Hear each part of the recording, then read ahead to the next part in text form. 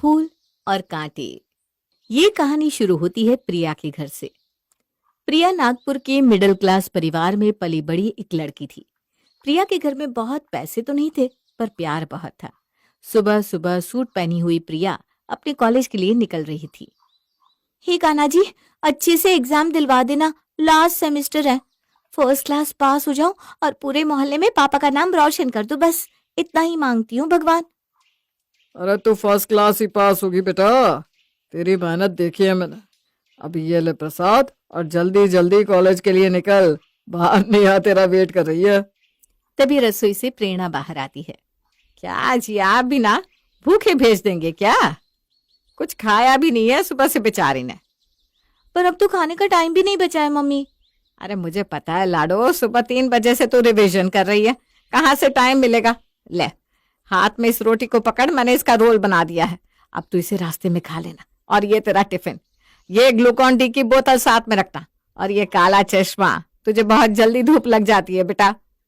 इस तरह प्यार और दुलार से प्रिया अपने घर में पली बड़ी थी।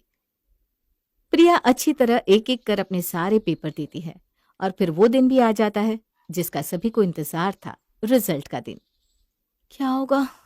मुझे तो बहुत घबराहट हो रही है। हम पास तो हो जाएंगे ना प्रिया? अरे क्या फर्क पड़ता है बेटा, एग्जाम में मार्क्स आए या ना आए।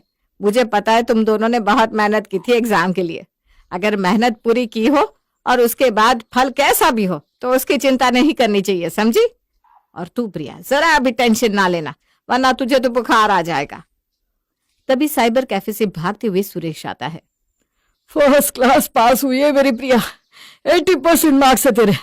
और नेहा तेरे भी पूरे 65% आए हैं बेटा। कम से कम डिग्री तो आ गई। अब मेरा होने वाला पति मुझे गवाह नहीं समझेगा। अरे मास्टर हो गए हम, तू अब शादी कर लेगी?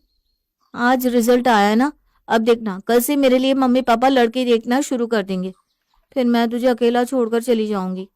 फिर तो मैं भी शादी कर लूंगी ना। अरे तुझे मंजूर है शादी? तब तो बहुत अच्छी बात है। मैं तुझसे यही पूछने वाली थी कि मैं सोच रही हूँ कि तेरी पढ़ाई तो पूरी हो गई है, अब तेरे लिए लड़के देखना शुरू कर दूं क्या?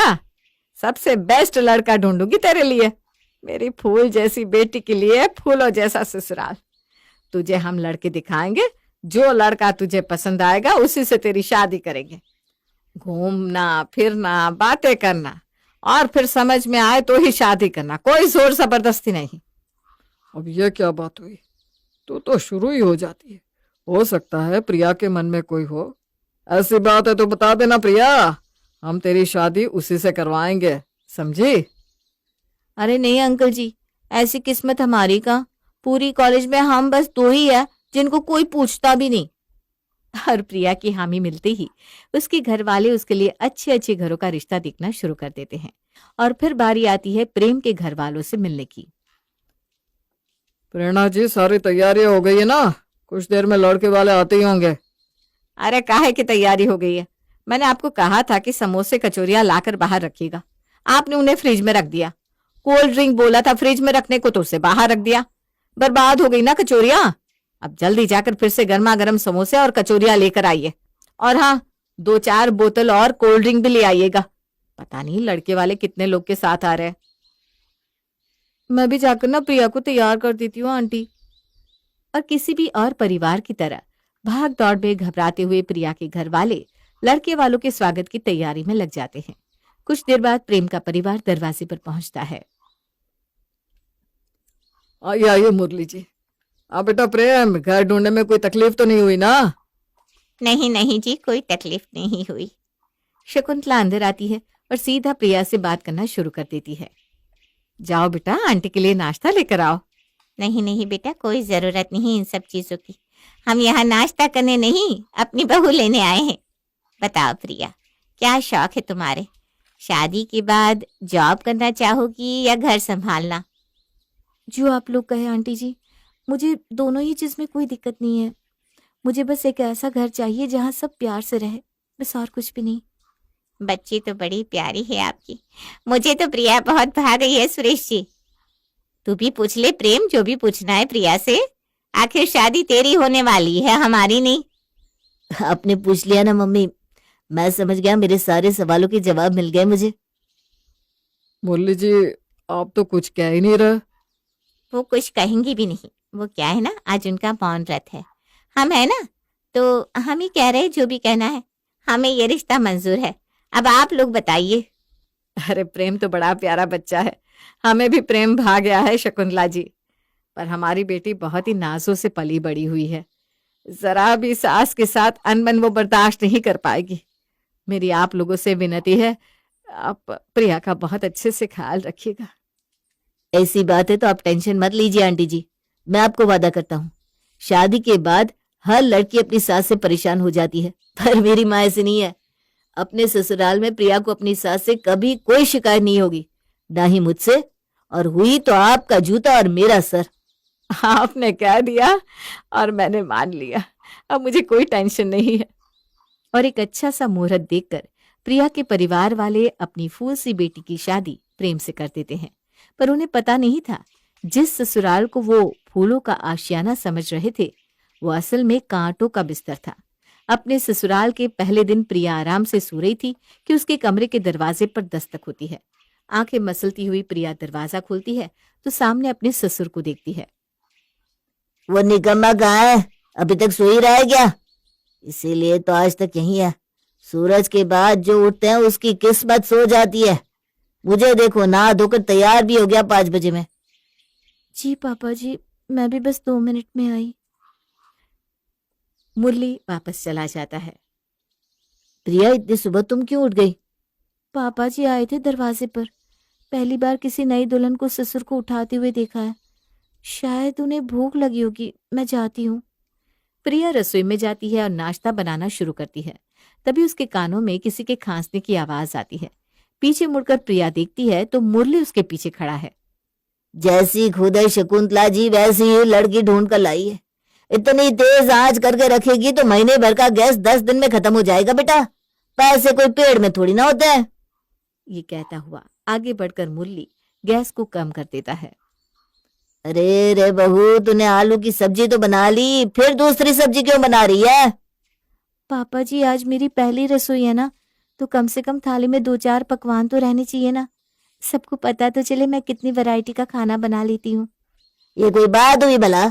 एक तो मुझे कसम देकर इन लोगों ने मौन व्रत पर बिठा दिया था। पूरी शादी में मेरा कलेजा कलापता रहा। इतना खर्च करने की क्या जरूरत थी? हैं? मंदिर में भी तो फेरे हो सकते थे, पर नहीं, इन्हें दिखाना था लड़की वालों को। दिखा दिया ना। पर अब तुझे किसे दिखाना है? मुझे दिक्कत नहीं है। मैं कहता हूँ एक सब्जी भी मत बना, दही रोटी खा लेंगे। सब्जी के दाम पता है तुझे? अरे सोने के भाव मिलने लगी है सब्जियां, और तू 4 पकवान बनाने की बात कर रही है। अपने ससुर की ऐसी बातें सुनकर प्रिया वहीं की वहीं खड़ी रह जाती है। ये क्या बोल कर गए पापा जी? ऐसी बातें तो सास करती है, अपनी बहू से कौन सा ससुर ऐसे कहता है? तभी रसोई में शकुंतला आती है। तेरी असली सास तो तेरा ससुर है बेटा। तू तो आज देख रही है बेटा, मैं तो 36 सालों से इसी पति के साथ रिश्ता निभा रही हूँ। बेकार के फिजूल खर्च, घूमना फिरना कुछ भी पसंद नहीं इन्हें। सब कुछ वक्त पर होना चाहिए। वक्त पर उठना, वक्त पर सोना, वक्त पर खाना।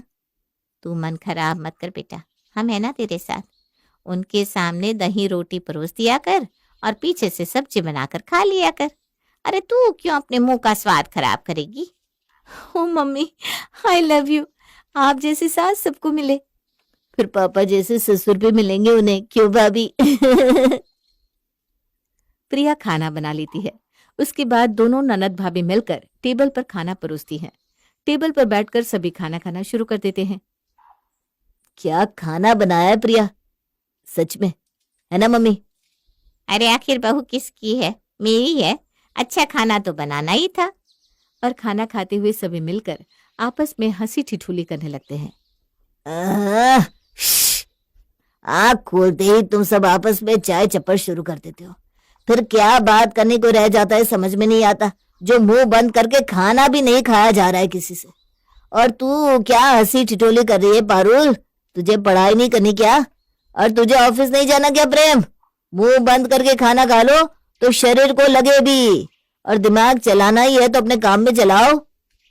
सॉरी पापा, मेरा तो खाना हो गया, मैं जाती हूँ पढ़ाई करने मम्मी। तो कुछ ऐसा दबदबा था मुरली का अपने घर पर सभी मुरली की बोली से थर थर कांपते थे। 10 बज गए मम्मी, पापा अभी तक दुकान क्यों नहीं गए? अरे वही तो मुझे भी समझ में नहीं आ रहा, आज ये कुर्सी से चिपक कर क्यों बैठ गए? ये निकले तो मैं टीवी सीरियल देखूं, मैं तो इसी तेरे आंगन की।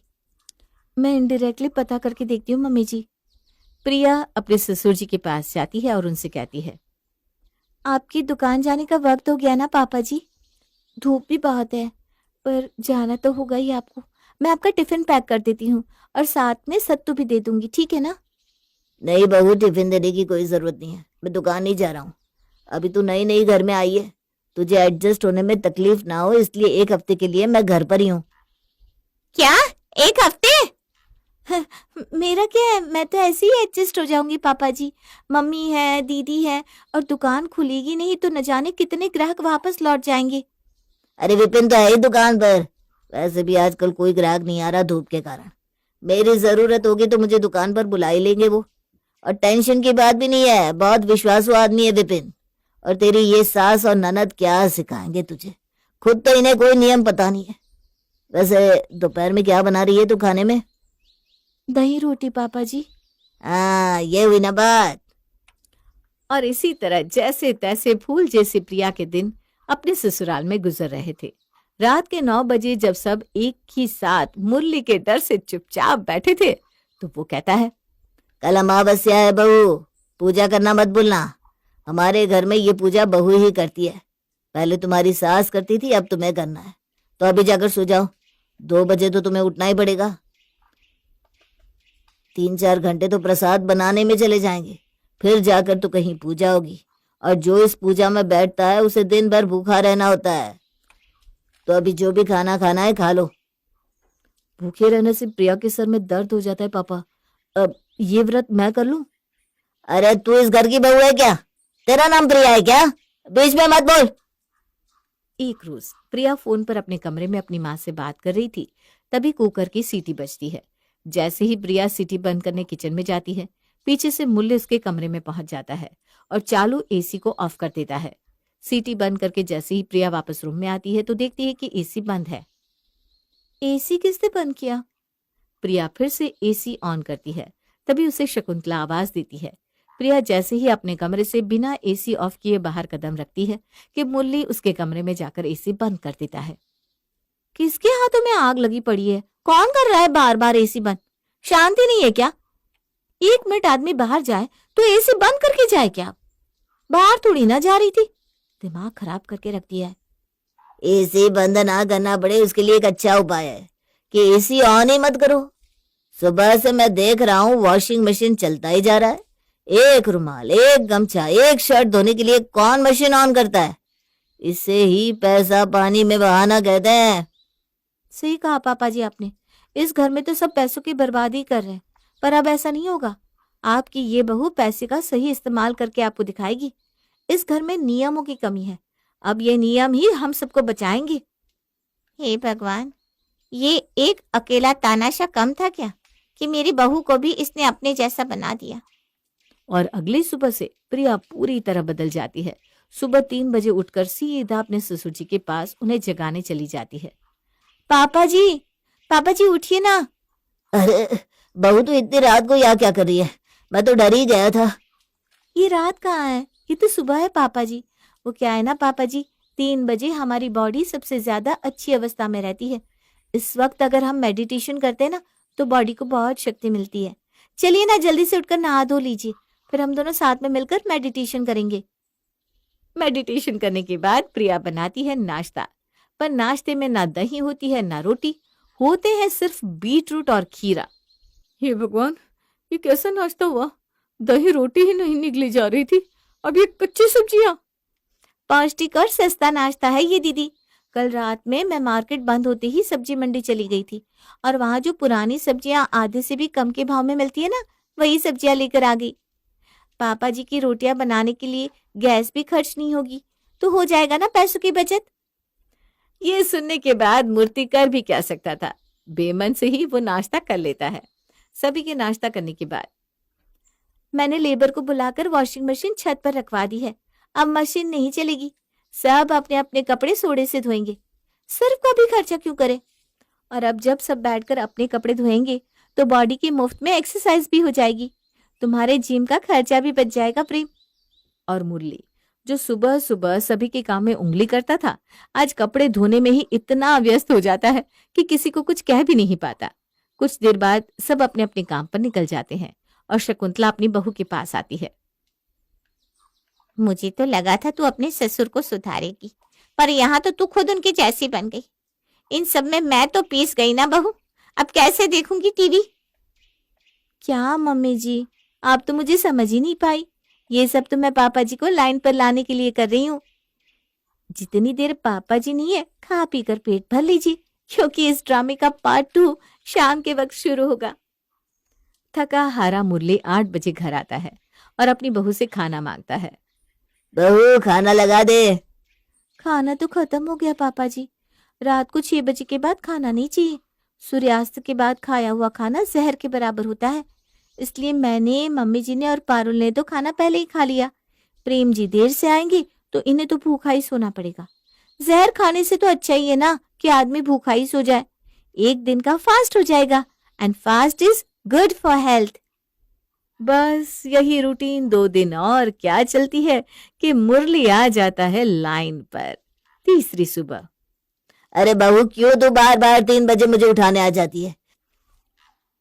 सबका शरीर अलग अलग होता है, जिसे जो समझ में आता है उसे वही करना चाहिए। तुझे 8 बजे उठना है ना, तो 8 बजे उठ। प्रेम 10 बजे उठना चाहता है तो 10 बजे उठेगा। ऐसे क्या पैसे बचाने बार बार हाथ से कपड़े धो, हाथ से बर्तन धो, सोडे से कपड़े धो धो कर तो मेरी उंगलियां घिस गई। अरे शरीर ही नहीं रहेगा बहू, तो इतनी बचत का क्या करेंगे हम? पक्का ना पापा जी? तो मैं 4-5 वैरायटी का खाना बना लूं? अरे हाँ हाँ बहू, मेरे लिए भी बनाना। और कुछ इस तरह दिमाग लगाकर प्रिया अपने कांटेदार ससुराल को फूलों की बगिया कर देती है।